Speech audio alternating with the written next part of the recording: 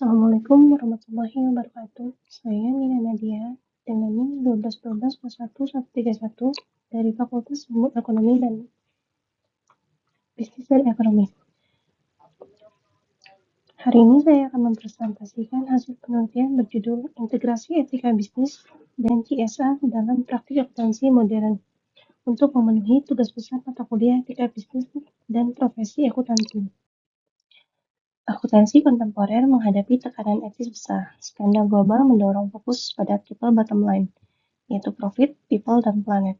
Di Indonesia, OJK dan PSAK sudah mewajibkan laporan CSR, tetapi implementasinya masih terbatas pada pengungkapan tradisional. Penelitian ini hadir untuk menjembatani kesenjangan antara tuntutan etika, regulasi, dan praktik akuntansi tradisional. Rumusan masalah dan tujuan penelitian.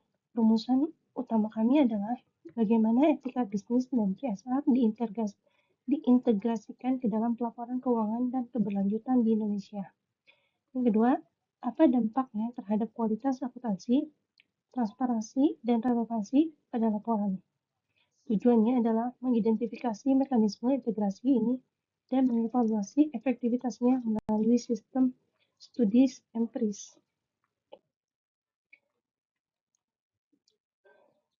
Penelitian ini berlandaskan pada dua teori utama, yaitu teori pemangku kepentingan atau stakeholder theory yang menekankan tanggung jawab perusahaan kepada semua pihak, mendorong akuntansi yang adil, dan triple bottom line yang mengukur kinerja berdasarkan profit, people, and planet, memperluas akuntabilitas di luar matriks keuangan.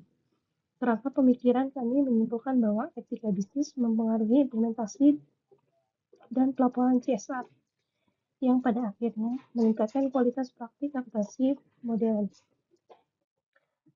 Kami menggunakan metode campuran atau mixed method yang populasi dari sampelnya adalah perusahaan LC49 di BI yang dipilih menggunakan pervasive sampling manufaktur dan laporan keberlanjutan yang lengkap.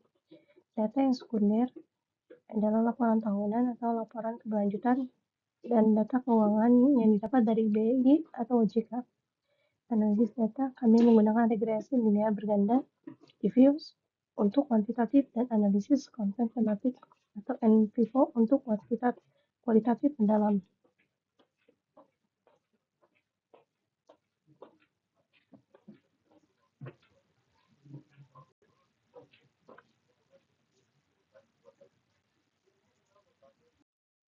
Hasil penelitian menunjukkan manfaat signifikan dari integrasi ini, yaitu peningkatan kualitas pelaporan, etika mendorong transparansi. Contoh, PT Unilever Indonesia mencapai 95% kepatuhan etis dalam pelaporan non-keuangan, meningkatkan skor indeks keberlanjutan GRI, dan mitigasi risiko yang efektif. Audit etis internal mengurangi risiko. Contohnya, PT Astra International mengurangi risiko sengketa CSR hingga 20%. Kemudian, informasi akurat dan handal. Laporan berbasis etika menghasilkan data yang lebih handal, mengurangi ketidakpastian pada operasional.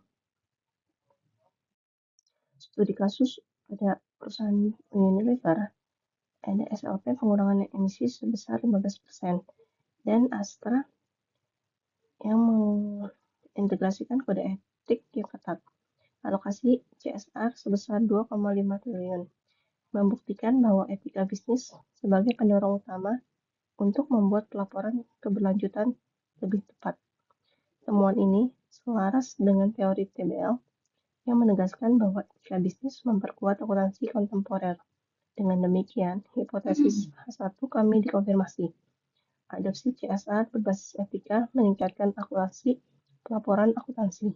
Tantangannya adalah regulasi akuntansi konvensional di Indonesia masih terbatas, menangkap nilai non-keuangan, mendorong adopsi standar internasional seperti GRI. Implikasi utama pada hasil penelitian ialah pertama, peningkatan kualitas pelaporan. Kerangka etika yang kuat menjadi katalis transparansi yang dibuktikan dengan tingginya skor indeks GRI. Yang kedua adalah mitigasi resiko. Pelaporan berbasis etika menghasilkan informasi yang akurat dan menemukan ketidakpastian hukum dan sengketa. Yang ketiga adalah validasi hipotesis. Integrasi etika terbukti, konfirmasi hipotesis dan tantangan pada regulasi, yaitu konfirmasi hipotesis H-1 yang PT Unilever Indonesia atau Planet dan Profit dan pada PT ESA Internasional adalah people, menunjukkan bahwa etika bisnis sebagai pendorong utama membuat laporan keberlanjutan lebih tepat dan relevan. Yang kedua adalah tantangan dan regulasi. Tantangan pada regulasi adalah batasan regulasi akuntansi konvensional di Indonesia dalam menangkap nilai non-keuangan dan mendorong perusahaan mengadopsi standar internasional seperti GRI. Kesimpulan dan saran. Kesimpulannya adalah integrasi etika bisnis dan CSR secara signifikan memperkaya praktik akuntansi modern di Indonesia, meningkatkan transparansi dan akuntabilitas. Saran dari saya adalah untuk regulator atau OJK ialah memperkuat mandat pelaporan terintegrasi. Yang kedua untuk profesi akuntan, mengikuti pelatihan etika dan CSR untuk meningkatkan kompetensi. Yang selanjutnya untuk penelitian lanjutan, itu menggunakan pendekatan kuantitatif dengan sampel yang lebih luas untuk generalisasi hasil. Sekian presentasi dari saya. Terima kasih atas perhatiannya.